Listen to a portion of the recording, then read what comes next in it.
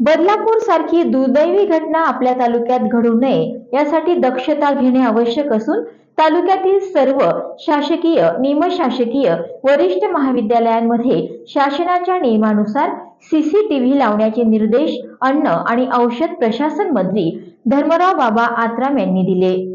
सावली तालुक्यातील कामकाजाचा आढावा तहसील कार्यालयाच्या भवनामध्ये घेण्यात आला, त्यावेळी ते बोलत होते। या प्रसंगी तहसीलदार, बीडीओ, पोलीस अधिकारी, सार्वजनिक बांधकाम विभागाचे अधिकारी आणि इतर अधिकारी उपस्थित होते।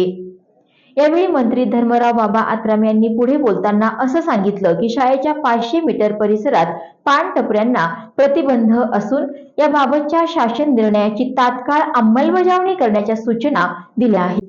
शाळेतील बालकांचे योग्य पोषण व्हावे म्हणून शासनाने पोषण आहार योजना सुरू केली। त्यांच्यासाठी मिळालेले धान्य सुव्यवस्थित ठेवण्यात आले आहे का, त्याचा योग्य वापर होतो आहे काय याबाबत केंद्र प्रमुख आणि शिक्षण अधिकारी तसंच गट शिक्षण अधिकारी यांनी विविध शाळेला नियमित भेटी देऊन तपासणी करण्याचेही मंत्री आत्राम यांनी सांगितलं।